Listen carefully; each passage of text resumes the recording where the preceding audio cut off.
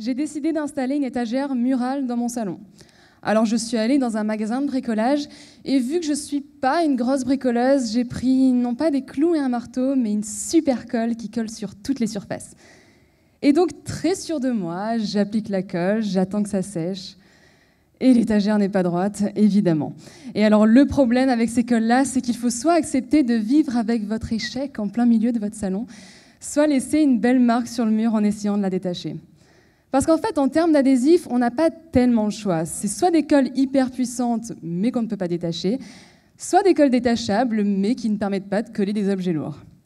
C'est là que je me suis dit, qu'à cela ne tienne, je vais faire une thèse sur les propriétés adhésives des matériaux. Bon, 1 an et demi plus tard, je veux bien l'admettre, je me suis peut-être un peu emballée. Mais enfin, c'est comme ça que j'en suis arrivée à travailler sur une solution éventuelle. Et cette solution, c'est la mayonnaise. Laissez-moi vous expliquer. Pour faire des colles, on utilise des polymères, qui sont de très longues molécules et qu'on appelle plus communément des plastiques. Avec ces molécules, l'adhésion peut se faire selon 2 voies possibles.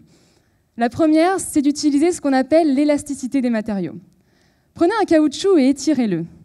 L'élasticité, c'est ce qui lui permet de résister à cet étirement. Plus elle est grande, plus il est difficile de déformer le matériau. C'est ce qui vous permet de coller une étagère au mur. Une autre voie possible est d'utiliser cette fois ce qu'on appelle la viscosité, qui mesure la manière dont s'écoule un liquide. L'eau, par exemple, est un liquide très peu visqueux et elle s'écoule très facilement. Si par contre vous prenez du miel, il s'écoule bien plus lentement. Mettez-vous-en sur les doigts, ça colle. C'est cette fois la grande viscosité d'un matériau qui lui permet d'être adhésif. Et les polymères utilisés dans ce cas-là sont encore 5000 fois plus visqueux que le miel. Ce qui se fait déjà pour modifier les propriétés adhésives, c'est de faire des mélanges de différents polymères. Mais ça ne permet toujours d'utiliser que l'une ou l'autre des voies possibles de l'adhésion. Mon approche a été différente et j'en reviens donc à mes polymères, à ma mayonnaise. Une mayonnaise, c'est 2 liquides qui ne se mélangent pas, l'huile et l'œuf, l'un étant sous forme de gouttelettes dans l'autre. L'idée, c'est donc de combiner les 2 voies, ressentir l'effet de la viscosité grâce aux gouttes de liquide et l'effet de l'élasticité grâce au liquide qui les contient et qu'on solidifie par la suite. Mais il est très facile de rater une mayonnaise, parce que 2 liquides qui ne se mélangent pas, 2 liquides qui ne s'aiment pas, vont tout faire pour se séparer complètement. Mon premier travail a été de trouver un moyen de les réconcilier.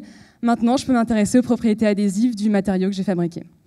Et on pourrait s'attendre à ce qu'elles ne dépendent que de la viscosité des gouttes et de l'élasticité du solide, genre 1 + 1 = 2, quoi. Mais non, elles dépendent aussi de la taille des gouttes, et même de la manière dont elles s'organisent les unes par rapport aux autres. Le but de ma thèse, c'est justement d'étudier les contributions de ces différents paramètres sur l'adhésion du matériau. Tout ça, ça veut dire que j'ai encore pas mal de travail devant moi. Mais bon, c'est pas grave, j'ai du temps, j'ai arrêté le bricolage. Merci.